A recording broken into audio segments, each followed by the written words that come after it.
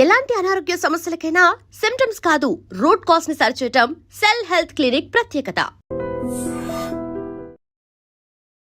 Welcome to iDream media. So జనరల్గా uric acid గురించి చెప్తూ ఉంటారు. యూరిక్ యాసిడ్ అనేది ఎందుకు పెరుగుతుంది, అసలు లెవెల్స్ ఎలా ఉండాలి? సో చాలామందికి డైట్ చెప్పినా నాన్ వెజ్ తీసుకోకపోయినా లెవెల్స్ అనేవి కంట్రోల్ అవ్వట్లేదు అని చెప్తున్నారు. ఎందుకు పూర్తి వివరాలు తెలుసుకుందాం. మనతో పాటు ప్రముఖ internal medicine specialist doctor Rajesh Ukkala ఉన్నారు. డాక్టర్ గారు నమస్తే. నమస్తే. యూరిక్ యాసిడ్ ఇది పెరిగితే అసలు ఏమవుతుంది శరీరంలో? సో నేను ఎప్పుడు చెప్తున్నట్టే లైఫ్ స్టైల్ డిజీజెస్ అని చెప్తూ ఉంటాను. వీటిలో ఒక పార్ట్ యూరిక్ యాసిడ్ది. ఇవన్నీ కూడా బాడీలో జీవక్రియలకు సంబంధించిన థింగ్స్. అయితే యూరిక్ యాసిడ్ అనేది ఒక మెటబోలైట్, ఒక బై ప్రోడక్ట్, యూజువలీ ప్రోటీన్కి సంబంధించి వచ్చే ప్రోడక్ట్ ఇది.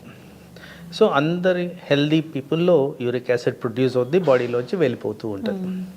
అయితే ఎవరైతే సరిగ్గా వాటర్ తాగరో, ఎవరికైతే కిడ్నీ ఫంక్షన్ అబ్నార్మాలిటీస్ ఉంటాయో, ఎవరికైతే ట్రైగ్లిజరైడ్ లెవెల్స్ ఎక్కువ ఉంటాయో, ఎవరికైతే మాంసాహారం ఎక్కువ తీసుకునే అలవాటు ఉంటుందో వీళ్ళల్లో యూరిక్ యాసిడ్ ఎక్కువగా వచ్చేదానికి ఆస్కారం ఉంది.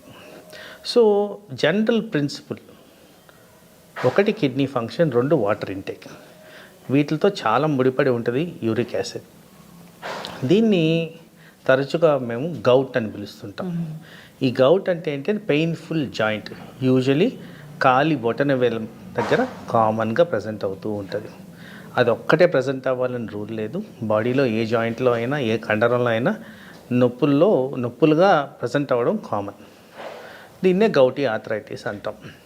అలా కాకుండా ఈ యూరిక్ యాసిడ్ మూలాన యూరిక్ యాసిడ్ స్టోన్స్ అవి కిడ్నీల్లో ఫామ్ అయ్యేదానికి కూడా ఆస్కారం ఉంది.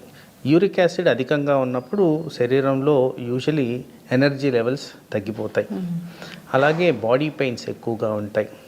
ఫ్రీక్వెన్సీ ఆఫ్ యూరినేషన్ పెరిగే విధంగా ఉంటుంది. తర్వాత నడుము భాగంలో నొప్పులు ఎక్కువగా కనిపిస్తాయి, జాయింట్ వాపులు కనిపిస్తాయి. ఇలా వివిధ రకాలుగా యూరిక్ యాసిడ్ అనేది ప్రెసెంట్ అవుద్ది. ముఖ్యంగా ఆల్కహాల్ తీసుకునే వాళ్ళల్లో యూరిక్ యాసిడ్ అధికంగా ఉండేదానికి ఛాన్స్ ఉంది. అలాగే కూల్ డ్రింక్స్ తీసుకునే వాళ్ళల్లో కూడా యూరిక్ యాసిడ్ పెరిగేదానికి ఆస్కారం ఉంది. మరి నాన్ వెజిటేరియన్ గురించి మాట్లాడుతున్నప్పుడు ఎక్కువగా రెడ్ మీట్తో యూరిక్ యాసిడ్కి సంబంధించి లెవెల్స్ పెరిగేదానికి ఛాన్స్ ఉంది. సో ఇలా డిఫరెంట్ రీజన్స్ వల్ల మన బాడీలో యూరిక్ యాసిడ్ పెరిగేదానికి ఆస్కారం. అయితే యూరిక్ యాసిడ్ వల్ల బ్లడ్ ప్రెషర్ ఎఫెక్ట్ అవుతుంది, హార్ట్ అటాక్స్ వచ్చేదానికి ఛాన్స్ ఉంది. తర్వాత కొన్ని జీవక్రియలు ప్రాబ్లం వచ్చేదానికి కూడా ఆస్కారం ఉంది. సో పలు రకాలుగా శరీరం అంతా ఎఫెక్ట్ అయ్యే విధంగా యూరిక్ యాసిడ్ అనేది బిహేవ్ చేస్తుంది. జాగ్రత్తగా ఉండాలి. పెరగడం అంటే ఎంత పెరుగుతుంది మనం హై అంటాము? సో నార్మల్గా మెన్ అండ్ విమెన్లో అరౌండ్ 6 ఉంటే హై, మెన్లో అరౌండ్ 7 ఉంటే హై. సో దీనికన్నా తక్కువ ఉండేటట్టే మనం చూసుకోవాలి. Simplest solution is hydration, diet regulation. నేను చెప్పిన వాటిల్లో ఏదన్నా మీరు అధికంగా తీసుకుంటూ ఉంటే వాటిని తగ్గించుకుని తీసుకుంటే యూరిక్ యాసిడ్ లెవెల్స్ అదుపులో ఉండేదానికి ఛాన్స్ ఉంది. మందులు ఎప్పుడు రాస్తారు డాక్టర్ గారు? సహజంగా ఏసిమ్టమాటిక్ అంటే ఏ ప్రాబ్లం లేకుండా యూరిక్ యాసిడ్ కనుక్కుంటే జనరల్గా వాటికి న్యాచురల్ పద్ధతుల్లోనే నివారణ చర్యలు చెప్తాం.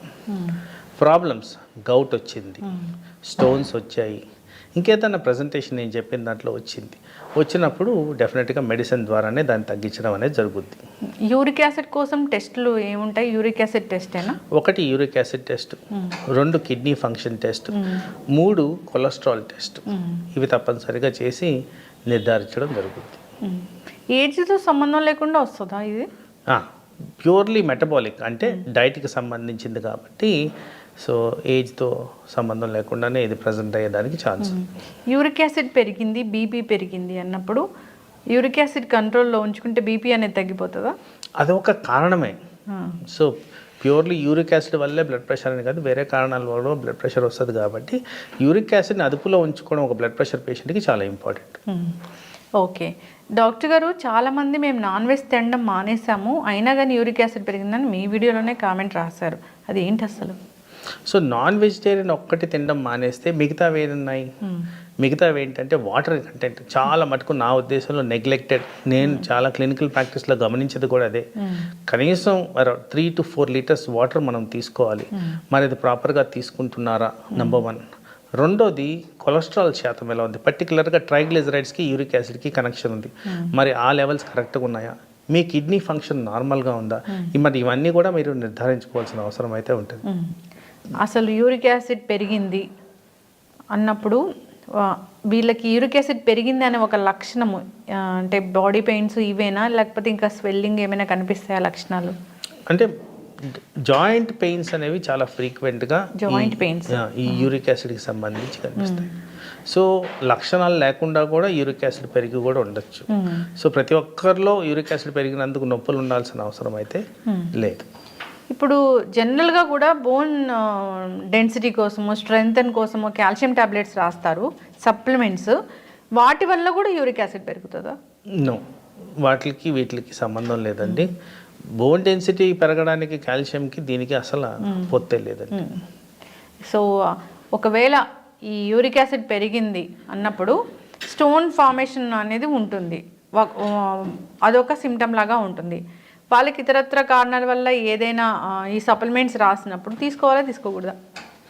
సప్లిమెంట్స్ అనేవి కంపల్సరీ తీసుకోవాల్సిన అవసరం లేదు. ఎందుకంటే ఈ మధ్య కాలంలో అట్లీస్ట్ మేము ప్రాక్టీస్ చేసేది అసెస్మెంట్ చేసిన తర్వాత లెవెల్స్ తక్కువగా ఉంటే సప్లిమెంట్స్ అనేది ఇస్తాం.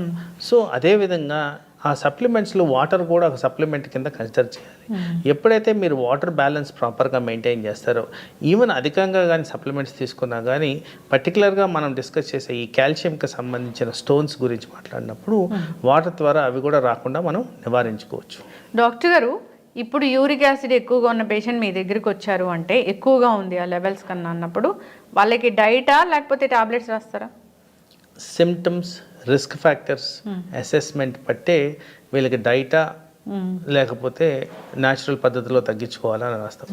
ఎప్పుడు కూడా బార్డర్ లైన్ ఉండి ఏం ప్రాబ్లం లేకపోతే వాళ్ళని మానిటరింగ్ పెట్టేసి ఒక 6 to 8 వీక్స్ మధ్యన రివ్యూ చేయడం అనేది జరుగుద్ది. Associated conditions like for example triglycerides ఎక్కువ ఉన్నాయనుకోండి, వాటికి ట్రీట్మెంట్ ఇచ్చిన తర్వాత ఈ లెవెల్స్ ఎలా ఉన్నాయి అనేది కూడా మేము నిర్ధారించడం జరుగుద్ది. ఓకే, ఎస్, చక్కటి ఇన్ఫర్మేషన్ డాక్టర్ గారు. టెస్ట్లు అనేవి సర్వసాధారణంగా 6 నెలలకు ఒకసారి, 1 yearకి ఒకసారి చేయించుకోవాలని మీరు చెప్తూ ఉంటారు. దాంట్లో ఈ యూరిక్ యాసిడ్ టెస్ట్ అనేది కంపల్సరీ ఉంటుంది కదా? మధ్యకాలంలో కంపల్సరీ చేస్తున్నాం. ఓకే, తేడా ఉన్నట్లయితే ఖచ్చితంగా సంప్రదించాలి. సో ఇది పెరగకుండా ఉండాలంటే మీరు చెప్పిన లైఫ్ స్టైల్ చేంజెసే. ఎప్పుడు కూడా సరైన ఆహారం తీసుకోవాలి, సరైన నిద్ర ఉండాలి, ఫిజికల్ యాక్టివిటీ ఉండాలి, మంచి వాటర్ ఉండాలి. హైడ్రేషన్ అనేది చాలా చాలా ఇంపార్టెంట్. చాలా సింపుల్ టాస్క్. మనం నాన్ వెజిటేరియన్ ఐటమ్స్ తగ్గించుకోవాలి, కూల్ డ్రింక్స్ తగ్గించుకోవాలి, ఆల్కహాల్ తగ్గించుకోవాలి, వెజిటేరియన్ ఐటమ్స్ ఎక్కువ తీసుకోవాలి, డైరీ ప్రోడక్ట్స్ తీసుకోవచ్చు. దీని ద్వారా మనకి యూరిక్ యాసిడ్ అయితే పెరగదు. అసలు కూల్ డ్రింక్స్, ఆల్కహాల్ రెండు ఒకటేనా? అంటే వాటిల్లో ఉన్న తత్వం, వాటి కంటెంట్ బట్టి ఆ యూరిక్ యాసిడ్ పెరిగేదానికి ఆస్కారం ఉంటుంది. ఓకే, చక్కటి ఇన్ఫర్మేషన్ డాక్టర్ గారు. అందరు ఫాలో అవ్వాలి. ధన్యవాదాలు. నమస్తే.